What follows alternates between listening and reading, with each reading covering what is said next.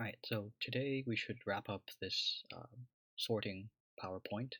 We'll talk about merge sort and the more complicated merge operation where we have two sorted lists. Merge and merge2 will be discussed, and that should bring us to the end of class, and we will have covered everything for the APCSA curriculum. Then beginning next week, we have a bunch of review preparing you for our May 18th AP exam.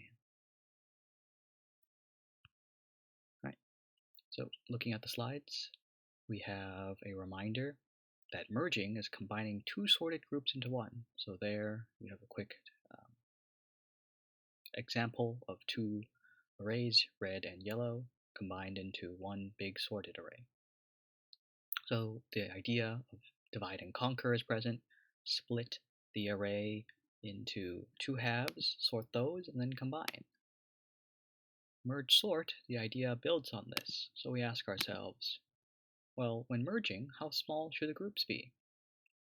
If dividing the values to be sorted in two groups saves time, wouldn't sorting them into four groups be even better?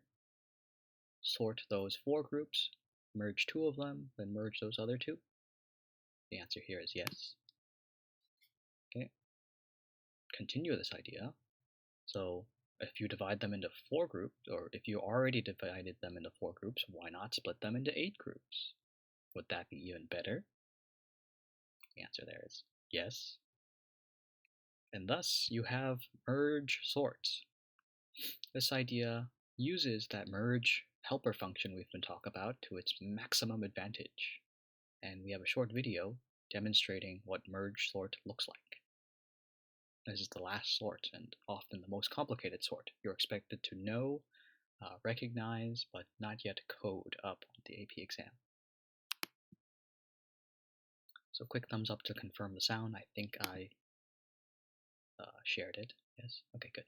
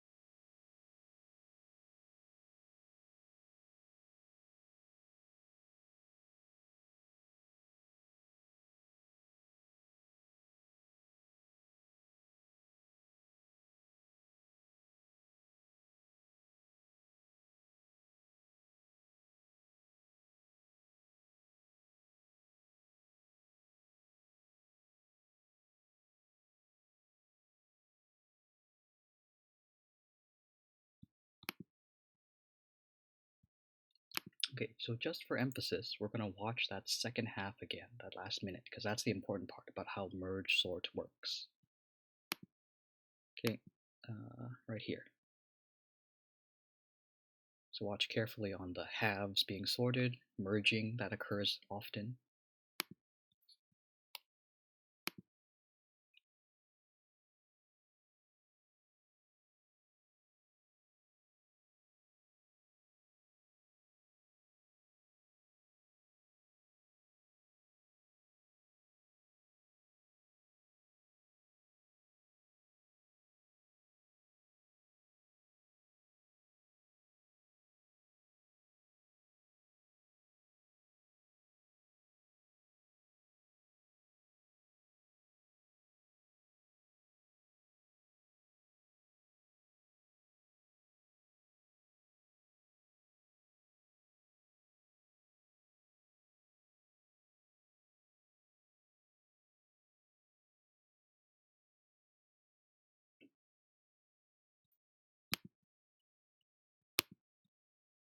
Okay, so pause back to the slides. You've seen an example of merge sort. Let's take a look at this animation and take a look at the color pairings. This is another visual representation of merge sort.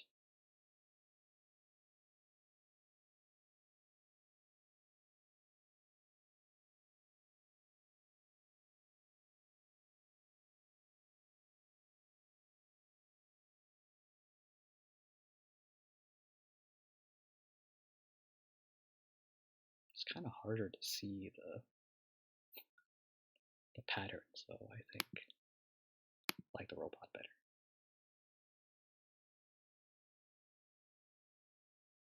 So I think the emphasis is at like the very beginning. It's kind of confusing what's going on. Notice at the very beginning you have like everything being of a different color, and then the colors start like disappearing, right? Because the groups are getting smaller and smaller, or there are a smaller number of groups, but the groups themselves are getting bigger, right?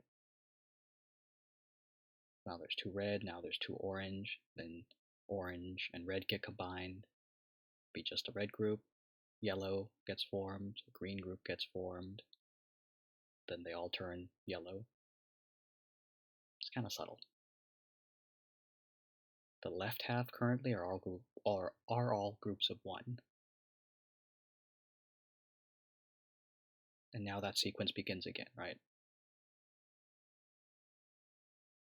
Twos, then fours, then merging. Okay.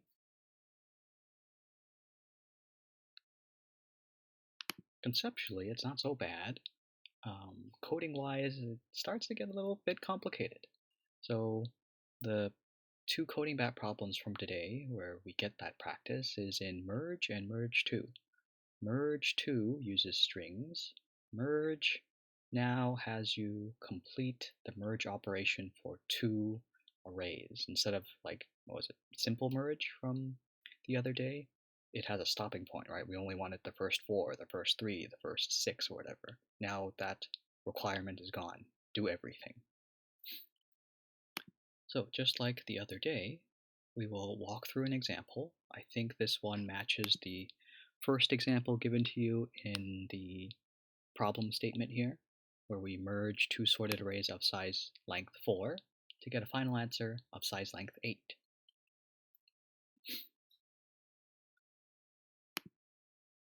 Code-wise, again, walking you through those procedures instead of on CodingBat. They're all on the slides, so you can refer to them later. Notice we pay attention to the return type. The program, the function is expecting an integer array. So we have to declare and properly initialize and return an integer array. So it looks like this, right? The return statement, get a point for writing that, having the proper return type, int c, int square bracket c equals new int. Now we ask ourselves, what's the size going to be? Well, this time around, we don't have a third argument over here telling us what the size is. Instead, we have to think about it. If I'm combining two arrays of size length 4, well, then I have to figure out and add together, set the A and B arrays lengths to get our 8. So whatever the length of A is plus the whatever length of B is gets us the total length of our new array. That's step 1. You can imagine after we've filled that in, we will return that integer array C. So far so good. By doing so, you've already gotten a few points if this were an FRQ. Next up, we figure out all the complicated stuff. So here comes our picture. So the process is very similar to simple merge 1, but now we just keep going. Yeah. So we have our points of interest. We have like that NA and NB variable keeping track of where we are. Compare the first two, find the smaller one. One gets copied over. Kind of like in the video where the robot kept like the ball in his hand. Like that's the equivalent here of staying put at position 2. You're not examining a new number just yet, but your left hand goes ahead and grabs a new number to examine. So now we compare 2 and 3. 2 is smaller, so that gets copied over. Need to grab a new number, update my index, NA, NB, whichever number I moved over. 3 and 4, 3 gets copied over. Whoa, why we skip so much? I guess this part is just us being lazy, right? So the pattern repeats, you keep on copying, and now we've gotten to the end of a single array. At this point, it's worth noting that your code should address this.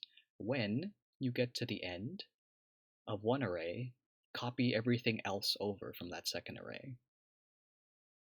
So that's what it's demonstrating here, right? So we copied that 4 over, then 5, 6, 7 gets copied over.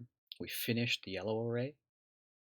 Wherever our index is now matches the length, and thus we can write a short loop, or a little loop, I guess. Whatever is remaining, could be more than one number. In this case, it's just 1. 8 gets copied over, and we're done. So code-wise, this stuff should be familiar from simple merge 1 from the other day. We have NA and NB holding on to the indices of where we're at.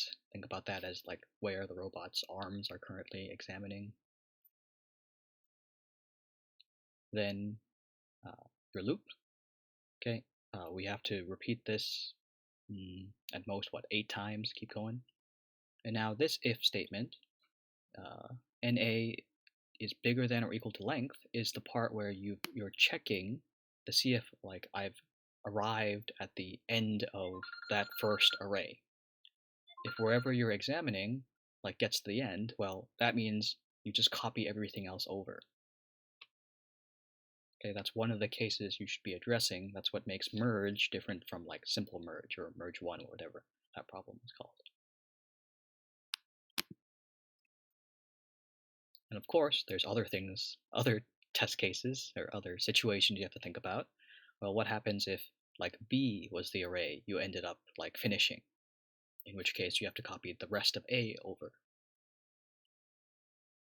Then the other situation is like, okay, if your element at position A is, okay, this part's pretty normal, right? That's the copying that occurs. You always want the smaller one to be moved over. And the else case is like, if you find the smaller number from B, then you copy that number over. Remember to increment NA and NB. So that's pretty much it. That's the merge function in, I guess, its most complicated form.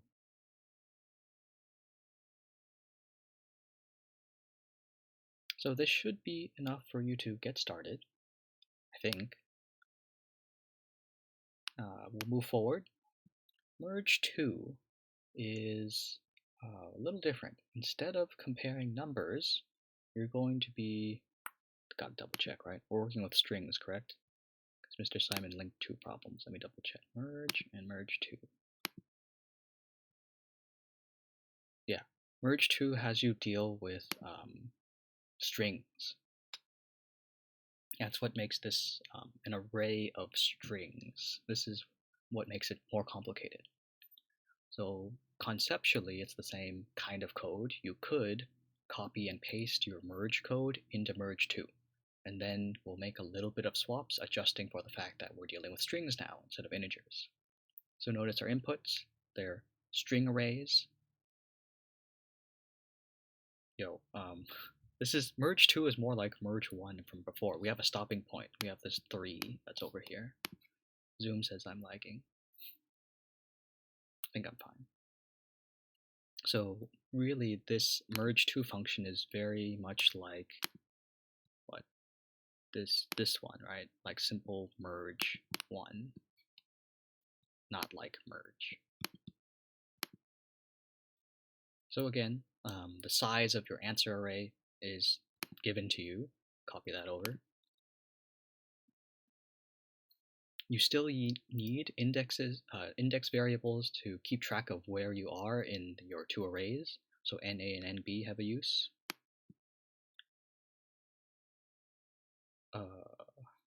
Walk through that example. It looks exactly the same as if they were numbers, except now you kind of have to think about which one comes before in the alphabet, right?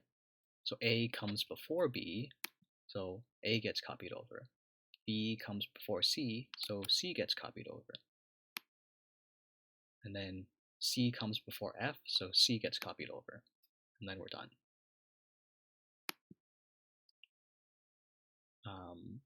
When we try to address duplicates, right? A comes before C, so A gets copied over. C is the same as C, so copy one of them, and notice that when to address no duplicates, both things get copied over since they're equal. And we ask ourselves, Z or F? F is the one that gets copied over. And we're done. So, a reminder with strings as a little bit of review, since it's been a while since we've talked about them. You can't use the less than and greater than operators for strings. It'll give you like an error saying that like, oh, these symbols don't work with strings. So instead, you have to use your mergeTwo function. This is that alphabetical like comparison. I think we went over this in like January, Pig Latin, or our string assignments, Google Billboard kind of deal. So our if statements, instead of to find which one comes before alphabetically, looks like this. N square bracket A, that's going to be that single letter string, compared to B. So your if statements look like this now. As a reminder of how they work, if the element in position A comes before the element at position NB alphabetically.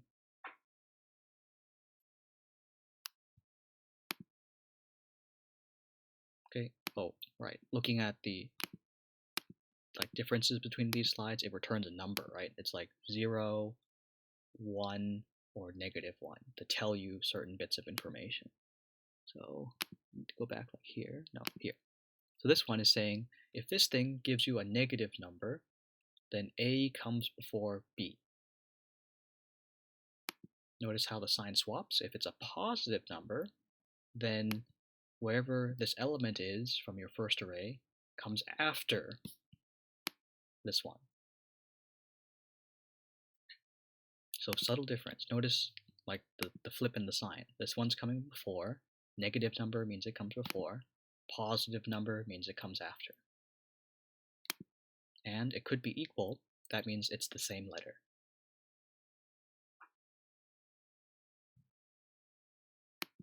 So utilizing these three slides, 207 to 209, it's a short copy and paste to replace these if statements here.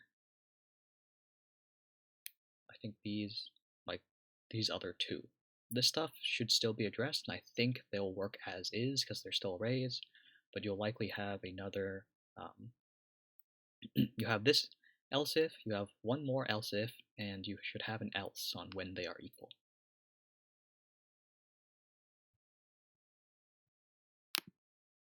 Where are we? Okay, so questions or comments at this point? I got a couple more and I'm done. I don't really want to talk about those other ones though. Well, I'm sure questions will arise when you actually get to coding, and when they do send me an email. I'll reply back. So here's some examples on like how do we use the merge. Let's say we've already written it. We want to address like this one, I think. The last one has you write merge sort.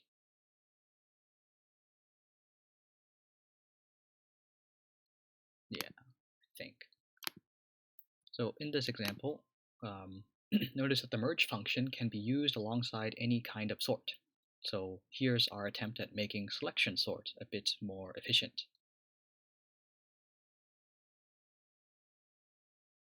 So once you've like sorted like your two halves, for example, then you merge them together. You've created a more efficient selection sort. Code-wise, it could look like this, assuming that we have written the selection sort function. We can perform this on the first half, 0 to 4, 0, 1, 2, 3, 4.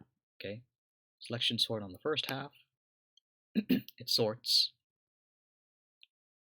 those indices. You call selection sort again on the second half. And so the later positions are now sorted. Then we can use our merge. Notice this happens in place. We're using the same array. We didn't create a separate array to help us store things, which is why I think this slide gets a bit more complicated. But not so bad. The things you should pay attention to: sort the first half, sort the second half, merge. Key ideas. That's how you use it. And so on, so you get your final answer. Do I want to show this? It gets cut off, which is kind of annoying. So I'm not sure.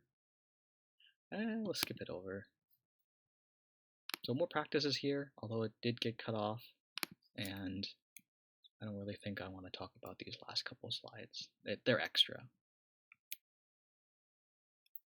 Alright, so that's all I need to talk about for today's class.